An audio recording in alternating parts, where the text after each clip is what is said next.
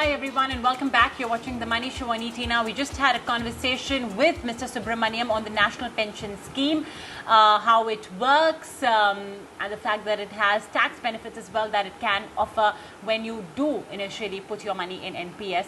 Mr. Subramaniam does advise that this is a product that's perhaps more suitable for individuals at a younger age. Okay, well, for all health insurance customers and insurance holders, there is some good news. The IRDAI, the last couple of months, has been introducing a lot of rules and changes, all in a bid to make your health insurance policy more customer friendly. What exactly are these rules? And do they also mean that your premiums could get a little more expensive? Let's talk about all of this and more. We have with us Mr. T.A. Ramalingam on the show. Okay. Mr. Ramalingam, thank you so much for joining us today on The Money Show. To start with, let's first understand from your view, what are the key highlights of the rules that have come in, especially from the customer standpoint? What exactly is going to change? If you see for the last maybe year or so, IRDAI has been trying to come out with a lot of changes in the health regulations to see to it that how the customers can benefit out of it. Obviously, this COVID-19 has also acted as one of the catalysts for these changes.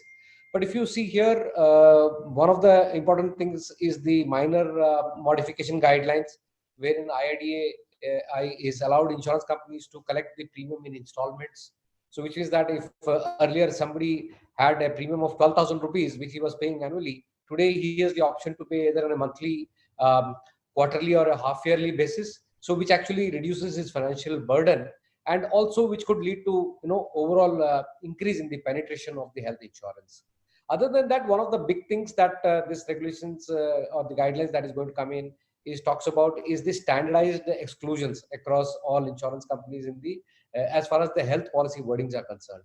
In the earlier days, what used to happen was that different companies used to have different wordings, which used to confuse the customer. And if someone were to port a policy from one insurance company to another, they could have had different wordings on exclusions coming in, which used to confuse a lot. And at the time of claims, there used to be a lot of heartburn.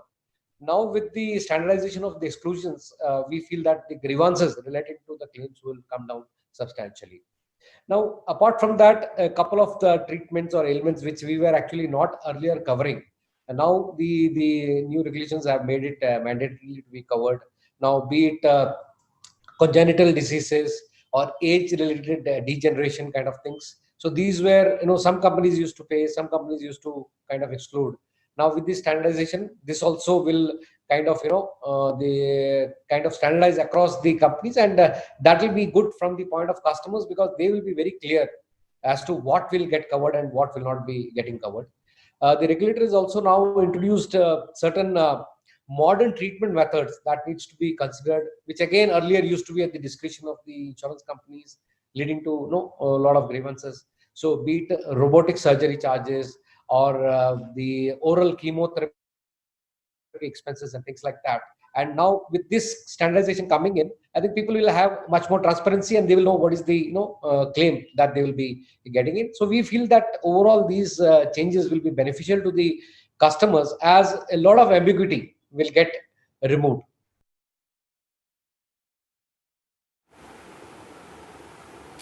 Okay. Mr. Ramalingam, will my health policy cover more diseases and more illnesses? Yeah, absolutely. I think that's the whole idea, is that earlier there was a lot of ambiguity regarding certain diseases, whether it is covered or not. Now they have brought in 12 modern treatment methods that will be, part of every policy. So that earlier those claims which were never getting paid will now start getting covered.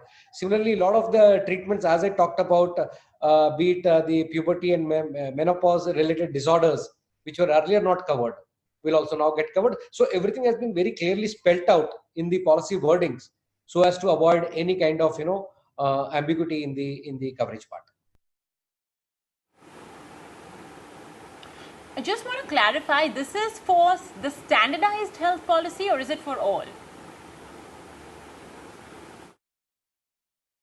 Yes, as I said, these will be part of the policy wordings which are getting standardized. And if you are wanting to exclude any particular this thing, those wordings also have been very clearly standardized. So let us say you don't want to cover a particular disease. Earlier, each company were actually following their own wordings. Now, clear wordings have been now specified so that across insurance companies there is no ambiguity, and even the customer is clearly aware of that. Okay, understood. Now, the fact that there are more illnesses being covered by the health insurance policy, does that necessarily mean that now customers may have to shell out a little more for premium as well? Yeah, obviously, because one of the things that is going to come in is that even insurance companies won't have much of data on the the claims cost and the average claim size relating to this, because earlier they were not getting covered. So there will be an actuarial pricing done, and based on that, we expect an increase in the premium because the overall coverage, the wordings are also undergoing change. The exclusions are becoming more and more clear. Because of that, every company will look at their overall book size, the profitability of this portfolio, and based on that, we expect that there will be an increase in the pricing because the coverage is also increasing. Okay. However, you did mention that that sometimes individuals can also exclude premiums. So can I do that? I mean, if I feel that I'm not at risk at a certain disease, which may be more genetic or hereditary, can I tell my insurance company that, look, I don't want to cover this disease, so maybe that'll bring my premiums down, or are exclusions an absolutely fixed list? Because I think here exclusions are going to be predefined, and the coverages where earlier, as I said, certain elements were not getting covered, now will be covered. So I think more or less the product is going to be more or less standardized across all the insurance companies. So I don't think that there is going to be much of what do you call pick and choose kind of thing that is going to come in, because earlier some companies used to cover certain things. That used to lead to a lot of confusion for the customers, and I think that's what the whole purpose of this regulation is, to avoid that. All right. Just before we wrap it up, if you could also explain this whole bit on proportionate deduction on room rent limits for our viewers, how has that changed?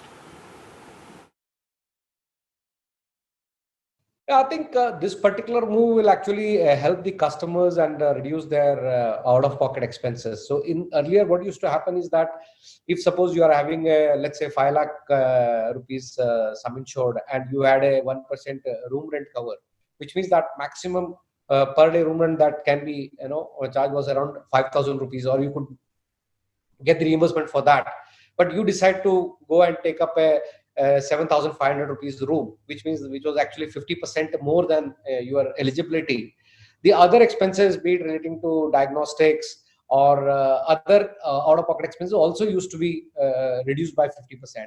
And that again used to lead to a lot of grievances.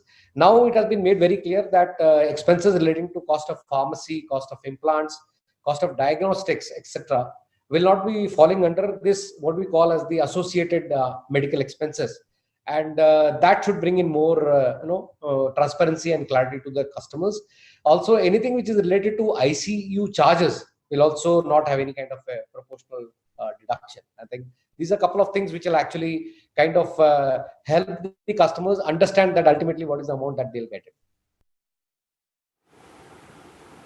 So more standardized policies, which means the language won't change. So if you want to, let's say, switch from one insurance company to another, it'll become simpler because you have that standardized health insurance policy. More diseases, more illnesses will be covered, more treatments will be covered. So that as well is another positive. Mr. Ramalingam, thanks so much for joining us today on ET Now to break down all of these rules. and these are of course effective from today itself. For now, we'll take a very short break, but we have so much more lined up. When we return, it'll all be about spending, especially now that we have entered a new stage of unlocking, and that too just ahead of a very long weekend. So we have some very interesting do's, don'ts, as well as a summary of what India is doing in this long weekend.